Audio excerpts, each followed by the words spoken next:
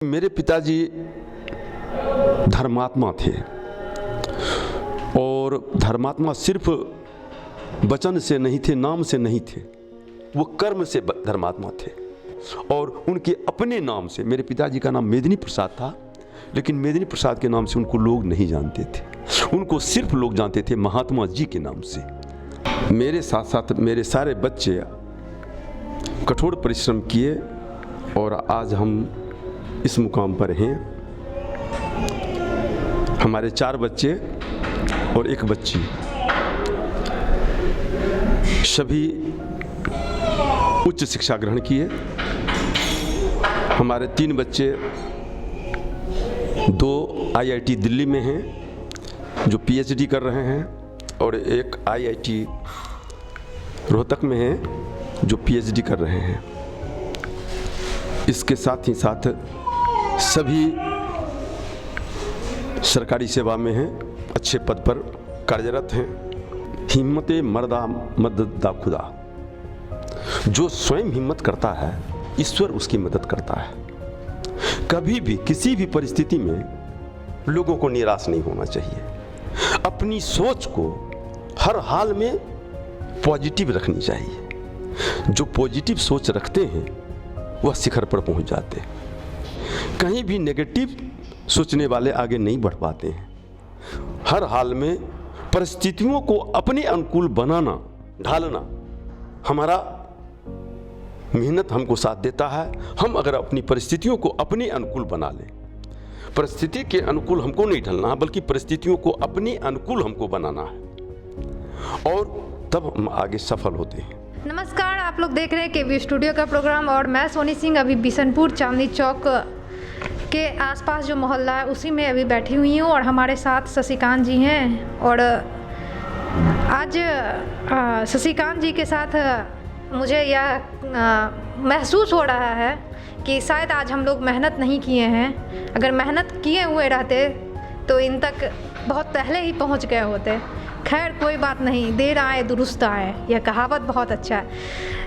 आज यहाँ पे शशिकांत जी की जीवनी जानने में आई हूँ और आप सभी के बीच रखने भी आई हूँ, क्योंकि ये समाज में हम सभी के लिए प्रेरणा स्रोत बनेंगे, और इनकी स्टोरी भी बहुत प्रेरणा स्रोत बनेगी और बहुत कुछ सीखने को मिलेगी। चलिए मिलते हैं शशिकांत जी से और उनकी जीवनी की कहानी उनसे ही जानते हैं। नमस्कार शशिकांत जी, आपका स्वागत है हमारे केवी स्टूडियो। नमस्कार जी सर, हम चाहेंगे कि आप अपना जीवनी आज रखें हम लोगों के बीच। देखिए, मैं एक साधारण परिवार में जन्म लिया और अपने कठोर परिश्रम के बदौलत मेरे साथ साथ मेरे सारे बच्चे कठोर परिश्रम किए और आज हम इस मुकाम पर हैं। हमारे 4 बच्चे और 1 बच्ची, सभी उच्च शिक्षा ग्रहण किए। हमारे 3 बच्चे 2 IIT दिल्ली में हैं जो PhD कर रहे हैं, और 1 IIT रोहतक में है जो PhD कर रहे हैं। इसके साथ ही साथ सभी सरकारी सेवा में हैं, अच्छे पद पर कार्यरत हैं। मेरी एक बेटी जो बेगूसराय में ही हेल्थ मैनेजर के रूप में कार्यरत थी, शादी विवाह के बाद उसको जॉब छोड़ने पड़ गए, चूँकि हमारे दामाद इलाहाबाद में पोस्टेड हैं और सीनियर इंजीनियर हैं, तो स्वाभाविक है कि उसको अपने पद से त्यागपत्र देना पड़ा, और अभी वह इलाहाबाद में रहती है। हम शुरू से ही संघ की शाखाओं से जुड़े रहे, जिसमें 6ठी 7वीं वर्ग में हम पढ़ते थे। उस समय ही संघ का दायित्व हमें मिला। मुख्य शिक्षक के रूप में हम संघ में बाल मुख्य शिक्षक के रूप में हम काम करते रहे। उसके बाद शिक्षा ग्रहण के क्रम में ही हम बीपी स्कूल में आ गए और बीपी स्कूल में उसमें 8th से एनसीसी दिया जाता था छात्रों को। तो 8th 9th 2 साल वहाँ हम रहे और 2 साल तक एनसीसी के छात्र के रूप में भी रहे। उसके बाद जीडी कॉलेज में जब आए 1971 में, वहाँ भी हम एनसीसी का जो विंग है उसका 2 वर्षों तक उसमें हम छात्र रहे, एनसीसी के कैडेट के रूप में रहे। ग्रेजुएशन जीडी कॉलेज से करने के बाद नौकरी की तलाश में इधर उधर प्रयास करते रहे, नौकरी नहीं मिली। तो हम शिक्षा जगत से जुड़े, अपनी कोचिंग प्रारंभ किया। इसी दरमियान एमएससी भी हमने कर लिया और एमएससी करने के बाद भी हम अपना कोचिंग चलाते रहे। इस दरमियान फिर शादी विवाह हो गई, बाल बच्चे हो गए। बच्चे जब मैट्रिक पास किए तो बच्चे भी हमारे कोचिंग में शिक्षक के रूप में अपनी पढ़ाई के साथ साथ काम करने लगे। शिक्षण प्रशिक्षण दोनों का काम करने लगे, अपने पढ़ते भी थे और पढ़ाते भी थे। और इसी क्रम में हमारे सारे बच्चे मास्टर डिग्री प्राप्त किए, एमबीए किए, सभी के सभी मास्टर डिग्री, सभी के सभी एमबीए। और इस दरमियान फिर एक एक करके क्रमशः सबकी नौकरी होती चली गई। बड़ा लड़का जो अभी कैनरा बैंक में सीनियर ब्रांच मैनेजर है, पटना में पोस्टेड है, वो प्रयास करने लगा पीएचडी के लिए कि नहीं हम जॉब के साथ साथ पीएचडी भी करेंगे। बैंक के इतिहास में पहली बार हुआ है कि कोई बैंक पढ़ाई के लिए छुट्टी देता है। 6 महीने का 6 मंथ का विदाउट पे उसको छुट्टी मिली और वह आईआईटी दिल्ली में रह करके पीएचडी के कोर्स में अपना पढ़ाई जारी रखा, पुनः फिर ज्वाइन कर लिया। फिर अभी उसकी पीएचडी चल रही है। सबसे छोटा लड़का जो अभी हमारा आईआईटी दिल्ली में 5th ईयर का स्टूडेंट है, उसका भी पीएचडी अभी होने वाला है, अभी लास्ट है अभी। उसके बाद तीसरा फिर जो स्टेट बैंक में सीनियर ब्रांच मैनेजर है, बेगूसराय में ही पोस्टेड है, ये भी पीएचडी में लगा रहा कि नहीं हमको भी पीएचडी करना है। नौकरी भी कर रहे हैं तो हमको पढ़ाई भी करना, पढ़ाई जारी रखनी है। और वह भी लगा रहा और फिर अपने तीसरे प्रयास में उसका भी पीएचडी में नामांकन हो गया, रजिस्ट्रेशन हो गया। तो इस तरह से 3 बच्चे हमारे पीएचडी में हैं।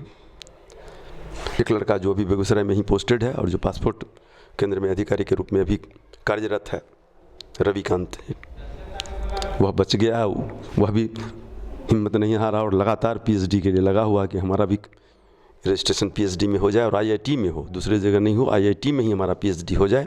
इसके लिए भी लगातार वो प्रयासरत है।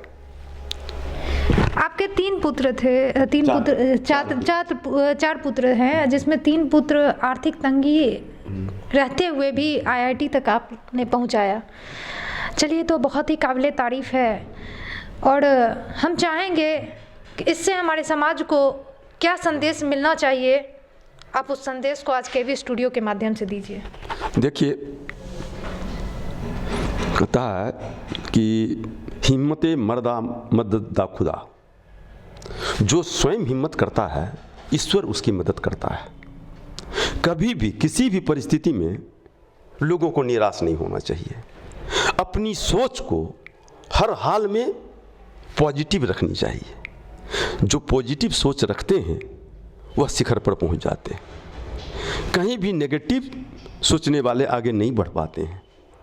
हर हाल में परिस्थितियों को अपने अनुकूल बनाना, ढालना, हमारा मेहनत हमको साथ देता है। हम अगर अपनी परिस्थितियों को अपने अनुकूल बना लें, परिस्थिति के अनुकूल हमको नहीं ढलना है, बल्कि परिस्थितियों को अपने अनुकूल हमको बनाना है, और तब हम आगे सफल होते हैं।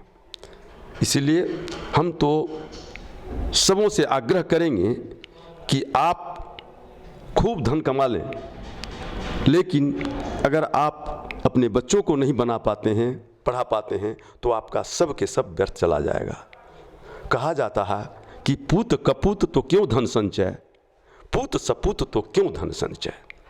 इसीलिए आप अपने बच्चों को पढ़ाएं, योग्य बनाएं, विद्वान बनाएं, वह स्वयं आपको मान प्रतिष्ठा, धन दौलत सब कुछ दिला देगा। धन्यवाद। आपने जनसंघ की चुनावी सभा में भी वंदे मातरम की प्रस्तुति 1967 में दी थी। उस समय और अब में क्या परिवर्तन हुआ? देखिए, उस समय राजनीति में लोग स्वेच्छा से जाते थे। लगता था कि हम समाज की सेवा करेंगे इसके माध्यम से, और इन्हें गिने लोग ही जाया करते थे। और जो भी जाते थे वो कहता है कि अंदर से जो एक भावना होती थी राष्ट्रभक्ति की, देशभक्ति की, समाज सेवा की, वो सही ढंग से हो पाती थी। आज लगता है कि राजनीति में प्रतिशत कम लोग ही हैं जो इस भाव से हैं कि हमको राष्ट्र की सेवा करनी है, देश की सेवा करनी है। कम लोग रहते हैं। अभी आप देखते हैं चुनाव का माहौल जहां भी है, ऐसे लोगों को ढूंढ ढूंढ के लाया जाता है कि जो लोग एन केन प्रकारेण विजयश्री हासिल कर लें। वहाँ यह नहीं देखा जा रहा है कि वह राष्ट्रभक्ति, देशभक्ति की भावना उसके भीतर है भी, समाज सेवा की भावना है भी या नहीं। सिर्फ यह देखा जाता है कि वह इन के प्रकारेण विजयश्री हासिल कर सकता है कि नहीं कर सकता है। तो सही मायने में जो थोड़ा सा भी समाज के प्रति समर्पित लोग हैं, जिनके भीतर भी सेवा का भाव है, वैसे लोगों को राजनीति में आना चाहिए और खुल के आना चाहिए। उसी से देश का विकास होगा, मानवता का विकास होगा। आप चुनाव लड़ने में अपनी भागीदारी क्यों पेश नहीं करते हैं, जबकि आप भी कुशल समाज सेवी हैं? देखिए, मैं संघ से जुड़ा हुआ रहा हूँ, बाल्यकाल से जुड़ा रहा हूँ, और संघ में सबसे पहली सीख जो दी जाती है वह दी जाती है अनुशासन की। आप कहीं भी जाएंगे, संघ के स्वयंसेवक आपको बहुत ही अनुशासित मिलेंगे। तो मैं ऐसा चाहता हूँ कि अगर मैं जिस भारतीय जनता पार्टी का प्रदेश कार्य समिति का सदस्य हूँ, अगर पार्टी स्तर से कहीं मुझे मौका मिलेगा किसी भी पद के लिए, तो मैं उसमें सक्षम रहूँगा, प्रयास करूँगा कि विजयश्री मुझे मिले। और जहाँ ऐसा लगता है कि पार्टी ऐसा कुछ नहीं करने जा रही है, तो मैं उसमें कहीं कोई अपनी भागीदारी नहीं चाहता हूँ। पार्टी स्तर से मिलेगा तो मैं उसमें भागीदारी लूँगा। आपके पिताजी को लोग महात्मा जी कहकर क्यों संबोधित करते थे? मेरे पिताजी, मैं तो उनके पिताजी का बाल्यकाल की कथा भी जो सुनता रहा हूँ, और अपनी माताश्री से जो उनके बारे में जानकारी मुझे मिली कि मेरे पिताजी धर्मात्मा थे, और धर्मात्मा सिर्फ वचन से नहीं थे, नाम से नहीं थे, वो कर्म से धर्मात्मा थे। ऐसे रहन सहन तो पूरा धर्मात्मा वाला था ही। जिस तरह से एक साधु रहा करते हैं, वह उनका रहन सहन था। वो पूरे ललाट में, संपूर्ण मस्तक में टीका लगाया करते थे, चंदन लगाया करते थे। प्रत्येक दिन गीता पर उनका 1 पेज 2 पेज जो भी उनका था उतना प्रत्येक दिन पढ़ना। इसके अलावा आधा घंटा 1 घंटा 2-4 लोगों के साथ बैठ करके उस पर सत्संग का माहौल बनाते थे। कहाँ जहाँ वो तो व्यवसायी थे, अपनी दुकान पर भी बैठे रहते थे, तो उनसे जो लोग जुड़े हुए थे उनसे बड़े उम्र के, छोटे उम्र के सब उनके साथ बैठ जाते थे और उन पर वो कोई एक विषय रख देते थे कि इस पर बोलो, और इस पर जब उनको कहा जाता था तो वो 10 मिनट, 20 मिनट, 25 मिनट तक वो उस पर गीता हो, रामायण हो या जो भी हमारे आध्यात्मिक ग्रंथ हैं उस पर वो व्याख्या किया करते थे। और उनसे हर समय हमें प्रेरणा मिलती रहती थी कि जब उनसे हम सुनते थे, एक एक कहानी सुनाया करते थे, रामायण से, उपनिषद से, गीता से, भागवत से सुनाया करते थे हम लोगों को। बड़ी आत्मा में संतुष्टि मिलती थी कि मेरे पिताजी संत हैं। उनका अपना स्वभाव ये था कि अगर खाना खाते रहते थे तो खाना खाते समय कोई अगर आ जाए और थाली उनकी पड़ोसी रहती थी, अगर कोई आ जाता था तो वह कोशिश यह करते थे कि वह थाली उठा के उसको दे देते थे। फिर मेरी माताजी को आदेश होता था कि आप दूसरी थाली लाइए, वो पहले उसको दे दीजिए। ये मैं भी देखा हूँ, मैंने भी देखा है। करे मेरे पिताजी में ये एक विशेष गुण था कि वो अपने आगे की थाली उठा के दूसरे को दे देना। हाँ, खाना शुरू करने वाले हैं, माथा थाली ला के देती थी, थकते थे, अरे फलाना आदमी आ गए हैं, चलिए उनको दे दीजिए। ये उनका स्वभाव था। और ये लोग, हम तो बाद में जाने, चूँकि हम तो उनके बच्चे से बाद में जाने, लेकिन समाज के लोग जानते थे कि इनका स्वभाव ये है। आज उनकी बनाई हुई हमारा एक मंदिर है, इस सामने में शिवाला है, और मेरे पिताजी का नींव दे करके मेरे पिताजी उसको बनाए। और उस समय से उनके माने हमारे पिताजी के बाल्यकाल के बाद हमको लगता है प्रौढ़ावस्था में लोग उनको महात्मा की उपाधि दे दिया। और उनके अपने नाम से, मेरे पिताजी का नाम मेदिनी प्रसाद था, लेकिन मेदिनी प्रसाद के नाम से उनको लोग नहीं जानते थे। उनको सिर्फ लोग जानते थे महात्मा जी के नाम से, और महात्मा जी करके उनको कहा करते थे। सर, कोरोना काल जैसे वैश्विक महामारी में भी आप और आपके IITian पुत्र सबने मिलकर दिव्यांग, रिक्शा चालक, महिलाओं और साथ ही साथ जो भी वरिष्ठ नागरिक थे उनके लिए राशन सामग्री उपलब्ध करवाया। उनकी जो भी जरूरत की चीज़ थी वह उपलब्ध करवाते थे। अब आपको वो चीज़ कैसा अनुभव हो रहा है? देखिए, जिस समय पहली बार कोरोना का पीक टाइम आया था, ये लॉकडाउन लग गया था, लोग दाने दाने को मुहताज हो रहे थे। वह जो भयंकर महामारी थी, विश्व स्तरीय महामारी थी, और लॉकडाउन भी विश्व स्तरीय लॉकडाउन था। कोई उससे बचा हुआ नहीं था, कोई देश नहीं बचा हुआ था। हमारा देश भी उससे अछूता नहीं था, हमारा शहर भी उससे अछूता नहीं था, हमारा ये जो बेगूसराय नगर निगम है यह भी अछूता नहीं था। उस कोरोना काल में हम एवं हमारे बच्चों ने निर्णय लिया कि नहीं, इस कोरोना काल में हमको अपने अड़ोस पड़ोस के लोगों को, कमज़ोर लोगों को जो कष्ट में हैं, उनकी सहायता करनी है। और हम लोगों ने लगभग 42 दिनों तक प्रत्येक दिन राशन सामग्री जो भी हमसे संभव हो सकता था पैकेट बना के, झोला लेकर के, या तो झोला में या पैकेट में या बोरा में, जैसा जो उपलब्ध होता था, प्रत्येक दिन सैकड़ों लोगों को पहुंचाते रहे, घर घर जाके पहुंचाते रहे। चाहे मास्क पहुंचाना हुआ, चाहे राशन सामग्री पहुंचाना हुआ, चाहे सब्जी पहुंचाना हुआ, चाहे जो भी उस समय ज़रूरत महसूस होती थी, या सैनिटाइज़र पहुंचाना हुआ, हैंड वॉश के लिए और कुछ देना हुआ, तो जो भी हम लोगों से उपलब्ध हुआ, प्रयास करके 42 दिनों तक हम लोगों ने, पहले कोरोना काल में हम लोगों ने किया। और घूम घूम के ई रिक्शा लेके, ई रिक्शा पर सामान लाद करके हमारे बच्चे, हम जाते थे और डोर टू डोर जिसको जैसे जो निर्देश सरकार का गाइडलाइन आता था उस तरह से हम लोग कोशिश करके कि डिस्टेंस मेंटेन करना है, मास्क लगाना है, मास्क लगवाना है, उसके बाद उनके घर पर पहुंचा के राशन सामग्री पहुंचा देना है। ये काम हम लोगों ने किया और हमें बहुत सुकून मिला कि नहीं, हमने कुछ किया, लोगों की कुछ हमसे सेवा हो पाई, ऐसा हमने किया है। सर, पटना में जो भी निर्धन मेधावी छात्र हैं, आपके द्वारा उनके लिए कौन सा कार्य किया जाएगा आने वाले समय में? देखिए, हम 1971 में GD कॉलेज में नामांकन कराए, और प्रथम वर्ष में जब नामांकन कराए, उसी समय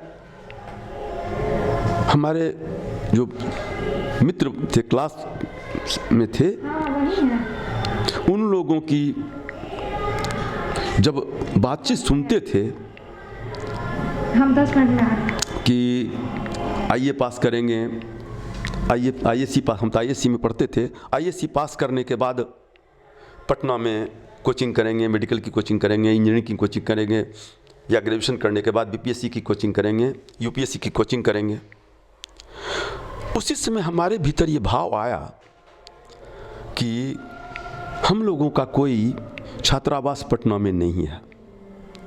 सरकार की व्यवस्था तो होती है लेकिन उसमें नामांकन नहीं हो पाता, इतना रस रहता है, इतनी भीड़ होती है कि सामान्य कमज़ोर वर्ग के लोगों का वहाँ पहुँच पाना बहुत मुश्किल हो जाता है।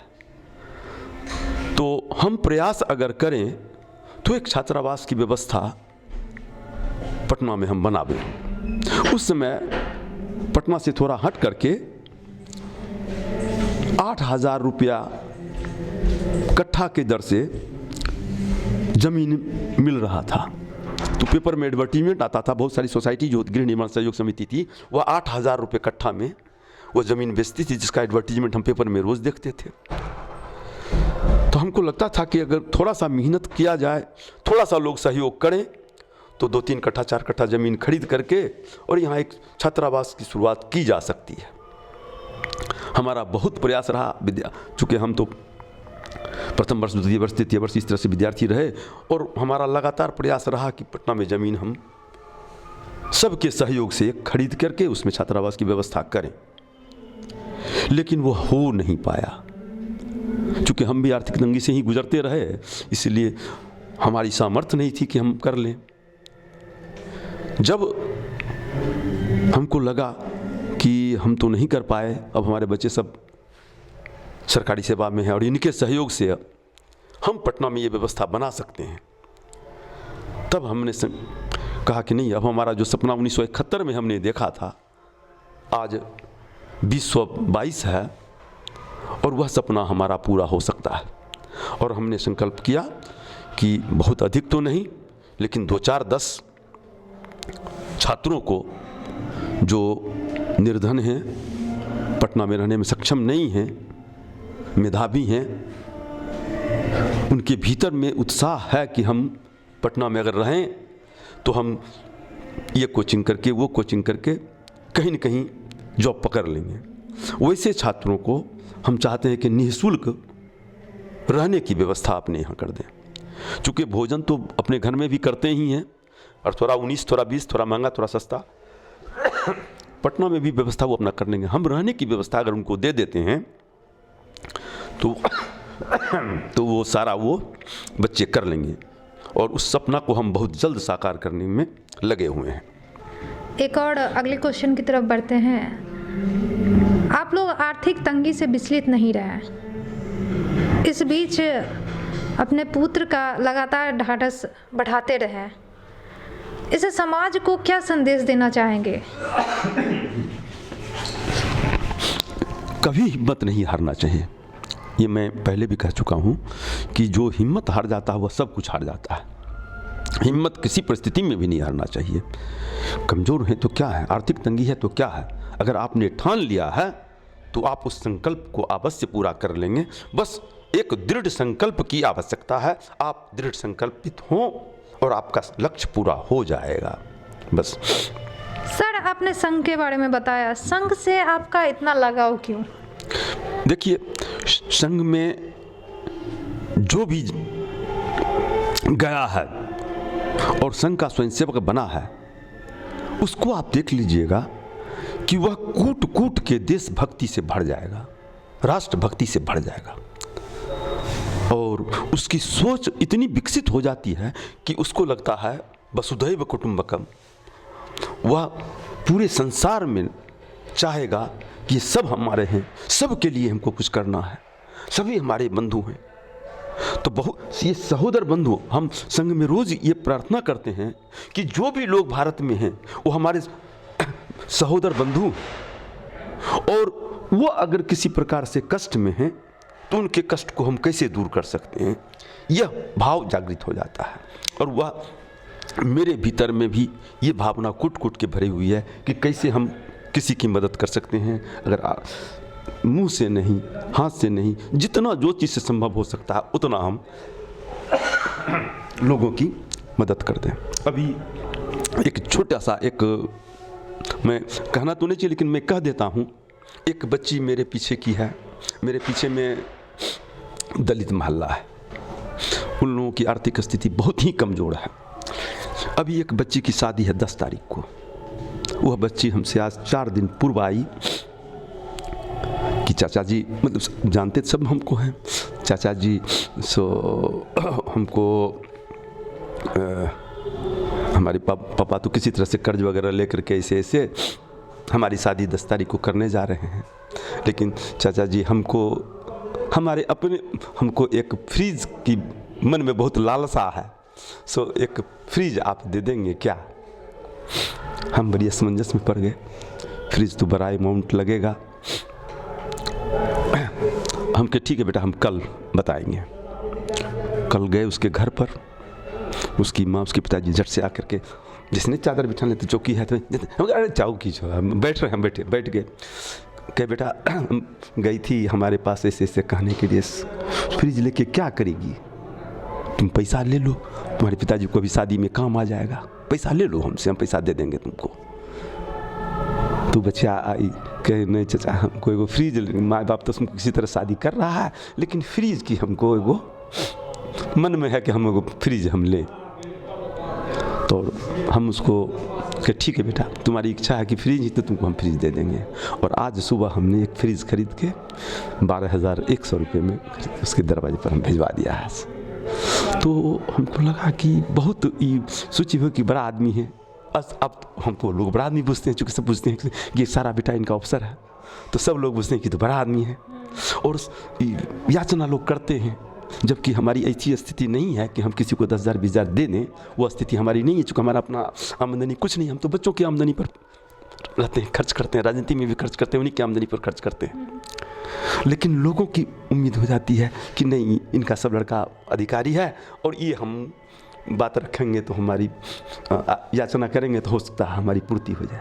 और हमने कहा कि नहीं ठीक है बेटा, आप जा रही हो ससुराल, हम आपको दे देंगे। तो हमने आज भिजवा दिया, उसको कर दिया हमने आज। चलिए बहुत अच्छी बात है, बहुत खुशी की बात है। आप बता रहे थे बातों बात में कि आप अपनी पुत्री को उच्च शिक्षा दिलवाए थे, हॉस्पिटल मैनेजर बनाए, साथ ही साथ आपके बारे में जैसा मुझे पता चला, आपने अपने पुत्र वधू को भी सरकारी नौकरी दिलवाया। नारी सशक्तिकरण में आपकी रुचि पहले से मतलब रही है। तो हम चाहेंगे कि अन्य जो परिजन अभी हम लोगों को देख रहे हैं उन्हें कोई संदेश दे। देखिए, मेरी शादी हुई थी तो मैं ग्रेजुएट था, और मेरी पत्नी नन मैट्रिक थी। शादी तो हो गई। जब यहाँ आई हूँ, वह छपरा की रहने वाली थी, भोजपुरी बोलती थी, हिंदी बोलने नहीं आता था उनको, भोजपुरी बोलती थी। यहाँ आई तो फिर यहाँ के वातावरण में धीरे धीरे, और आते के साथ जो हमारा शादी के 6 महीने बाद दुरागमन हुआ, तो दुरागमन में उसमें परंपरा थी, अब तो नहीं है, दुरागमन की परंपरा समाप्त हो गई है, उस समय दुरागमन की परंपरा थी। तो जब हमारी बहू आ गई तो हमने सोचा कि हमारी बहू तो पत्नी तो मैट्रिक पास नहीं है, इनको हम मैट्रिक पास करावेंगे। और हमने क्या किया, उनका नामांकन अमर बालिका उच्च विद्यालय में करा दिया। उस समय का माहौल तो बड़ा विकट था हमारे लिए कि पुतहू जाएगी पढ़ने के लिए। ये ज़बरदस्त विरोधाभास था कि पुतहू घर से जाएगी पढ़ने, नौकरी तो करना नहीं है, व्यवसायी की पुतहू है और जाएगी पढ़ने। हमने कहा कि नहीं, इसको पढ़ाना है, हम पढ़ाएंगे। पिताजी माताजी सब को हम कहने, इसका हम नामांकन कराए हैं, हम इसको। हमारे पास उसमें एक छोटा सा हीरो मैजेस्टिक गाड़ी थी, हम हीरो मैजेस्टिक गाड़ी पर उनको पीछे बिठा करके रोज़ स्कूल पहुंचा देते थे। चूँकि लोगों को था कि घर से बाहर निकलेगी कैसे, पुतहू को निकलना है, स्कूल जाना है, स्कूल ड्रेस पहन के जाना है, तो बहुत विकट परिस्थिति थी। अमर बालिका विद्यालय में उसमें भी ड्रेस था, तो यूनिफॉर्म पहन के जाना है, आना है। तो हम उनको अपनी स्कूटी पर ले जाके, अपनी जो हीरो मैजेस्टिक थी उसमें पीछे बिठा लेते थे और उनको स्कूल पहुंचा देते थे, और शाम में 4 बजे उनको ले आते थे। तो ये एक समाज में मैसेज गया कि शशिकांत अपनी पत्नी को स्कूल में नाम लिखा दिया और रोज स्कूल पहुंचाता है, लाता है। ये ज़बरदस्त मैसेज उस समय गया। हमारी शादी 79 में हमारी शादी हुई थी और 79 में ये मैसेज गया कि शशिकांत अपनी पत्नी को स्कूल ले जा रहा है और पहुंचाता है, पढ़ाता है। उसके बाद फिर बाल बच्चे हो गए, बाल बच्चा हुआ तो बाल बच्चा फिर पढ़ाई लिखाई सब चढ़ने लगा। जब हम बहू लाए तो अपनी बहुओं को हम अपनी बाइक पर बिठा करके कॉलेज पहुंचा देते थे। कोचिंग यहाँ तो सब ग्रेजुएट, हमारी बहू तो ग्रेजुएट सब आई थी, तो कोचिंग संस्थान में हमने नाम लिखा दिया था और कोचिंग संस्थान में ले जाना और ले आना ये हमारी ड्यूटी बनती थी। बच्चे सब जॉब में रहते थे, हम उनको इस कोचिंग में पहुंचा देते थे, फिर ले आते थे। अपनी बहुओं को हमने स्कूटी चलाना स्वयं सिखाया कि नहीं, ऐसी चलाना आपको सीखिए, आपको स्कूटी चला के कोचिंग जाना, हम रोज़ कितना पहुंचाएंगे, आपको जाना है, और पकड़ के हमने नहीं आप सीखिए। उसके बाद जब जॉब हो गया तो जॉब में जैसे एक बहू का जॉब हो गया साहेबपुर कमाल में, तो अपनी स्कूटी पर बिठा करके साहेबपुर कमाल ले जाना और साहेबपुर कमाल से फिर ले आना, ऐसा हमने किया। बच्ची को जॉब हो गया, बच्ची को शहर ये बछवाड़ा में हेल्थ मैनेजर थी, अब वहाँ उसको बाइक पर ले जाना और ले आना, ये हम करते रहे। हमको लगता था कि नहीं, जो लड़कियाँ हैं, महिलाएं हैं, वो अगर सशक्त होती हैं, अपने पाँव पर खड़ी होती हैं, तो समाज का बहुत बड़ा उपकार होता है और लोग हमसे प्रेरित होकर के अपने बच्चियों को, बेटियों को, बहुओं को पढ़ाएंगे, कहेंगे कि नहीं आप जाओ जॉब करो। ठीक, बहुत अच्छी बात है सर। बरसों से बेगूसराय में विश्वविद्यालय बने, इसके लिए आप क्यों चिंतित हैं? देखिए, बेगूसराय में एजुकेशन इतना ज़्यादा है, यहाँ शिक्षा का दर बहुत ऊंचा है, पढ़ाई के प्रति लोग समर्पित हैं। यहाँ की जो हमारे वासी हैं बेगूसराय जिला के, सभी अपने अपने बच्चों को उच्च शिक्षा देने के लिए पटना, दिल्ली, बेंगलोर भेजते रहते हैं। और ये हमारा बेगूसराय है जहाँ एक विश्वविद्यालय नहीं है। आज बरसों से दिनकर विश्वविद्यालय की मांग चल रही है और आज तक यह हो नहीं पाया। हम आपके माध्यम से मुख्यमंत्री श्री नीतीश कुमार जी और माननीय शिक्षा मंत्री श्री विजय चौधरी जी से निवेदन करना चाहेंगे कि बेगूसराय में एक दिनकर विश्वविद्यालय की स्थापना जल्द से जल्द हो और हम उनका आभारी होंगे कि ये बेगूसराय में जल्द से जल्द दिनकर विश्वविद्यालय की स्थापना हो गई। मेयर पद के लिए जब इस बार चुनाव प्रणाली बदल चुका है, आप भी सुयोग्य उम्मीदवार हैं, तो आप अपनी दावेदारी क्यों नहीं पेश कर रहे हैं? नहीं, मैंने कहा कि मैं एक अनुशासित स्वयंसेवक हूँ और भाजपा का निष्ठावान कार्यकर्ता हूँ। मेरे दल के ही उम्मीदवार हो रहे हैं, तो ऐसी स्थिति में मैं कदापि नहीं चाहूँगा कि हमारे दल से जो आदमी उम्मीदवार हैं और उनके विरोध में मैं खड़ा हो जाऊँ, ऐसा मैं बिल्कुल नहीं करूँगा। मैं चाहूँगा अगर दल से कहीं कुछ निर्णय होता तब मैं इसकी उम्मीदवारी देता। बेगूसराय के जो स्थानीय छात्र हैं उनके रोजगार को लेके, चाहे वो IOCL हो या पेप्सी प्लांट हो या HURL हो, हरले के प्रबंधन को लेके आप क्या करना चाहेंगे? देखिए, इन तमाम संस्थान जिनका आपने नाम लिया, हर्ल हो या प्राइवेट सेक्टर का पेप्सी हो या और भी बहुत फैक्ट्री जो अभी खुलने जा रहा है, रिफाइनरी हो, तो ये सारे जो कारखाने बेगूसराय जिला में अवस्थित हैं, उनके प्रबंधन से मैं निवेदन करूंगा कि स्थानीय युवाओं को आप प्राथमिकता के आधार पर अपने यहाँ कार्य करने का अवसर दें। बेगूसराय के नौजवान काम करने में कभी पीछे नहीं होंगे, कभी आपको निराश नहीं करेंगे। बेगूसराय के लोग बहुत मेहनती होते हैं, कठोर परिश्रमी होते हैं। जहाँ जिस पद के योग्य हैं उनको उस पद पर आप उन्हें कार्य दें और आपके कल कारखाने में वो चार चांद लगा देंगे। इसीलिए इन सारे प्रबंधन से मुझे मेरा निवेदन है कि आप बेगूसराय के नौजवानों को, स्थानीय नौजवानों को अपने कल कारखानों में अवसर दें। तो ये थे बिशनपुर चांदनी चौक के रहने वाले शशिकांत जी। और आज हम लोगों ने जानी इनकी जीवनी, किस तरीके से कितनी मेहनत करके यहाँ तक पहुँचे हैं, किस तरीके से अपने फैमिली को उस मुकाम तक पहुँचाए हैं जहाँ हर एक बच्चे का ख्वाब होता है कि मैं भी उस पद पे जाऊँ। ज़रूर इस वीडियो से आप सभी को कुछ ना कुछ सीखने को मिला होगा। शशिकांत जी, आपको बहुत बहुत धन्यवाद।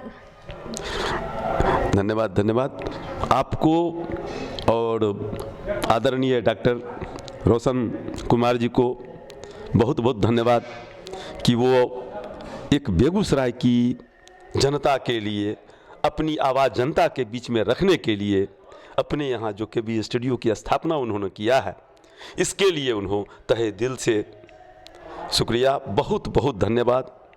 हाँ, मैं एक बात कहना भूल गया कि ये मेरा जो सुनैना विवाह भवन है, यहाँ मैं बहुत शुक्रगुजार हूँ, मैं बहुत आभारी हूँ अपने माननीय उप मुख्यमंत्री श्रीमती रेणु देवी जी का, जिन्होंने इस विवाह भवन का अपने हाथों से उद्घाटन किया था। हालांकि हमारे इस आवास पर राष्ट्रीय पिछड़ा वर्ग आयोग के अध्यक्ष आदरणीय डॉक्टर भगवान लाल सहनी जी भी आए हैं, जिनका और हमारे माननीय केंद्रीय मंत्री आदरणीय गिरिराज सिंह जी भी अपने यहाँ आए हैं। इन सब का मैं बहुत बहुत आभारी हूँ और आपके माध्यम से उनका आभार व्यक्त करता हूँ कि उन लोगों ने हमारी कुटिया पर आकर के हमें अनुग्रहित करने का काम किया था। धन्यवाद। चलिए, आप सभी का भी बहुत बहुत धन्यवाद। जो भी हमारे चैनल से नए जुड़े हुए हैं, मैं उनसे अपील करूंगी हमारा चैनल जो कि KBTV बिहार, साथ ही डॉक्टर रोशन कुमार, दोनों को फॉलो करें, लाइक करें, शेयर करें और YouTube channel stars of Bihar उसे सब्सक्राइब करें, बेल आइकन प्रेस करें। मैं मिलूंगी इसी तरीके किसी दूसरे प्रोग्राम के साथ। तब तक के लिए आप सभी का बहुत बहुत धन्यवाद।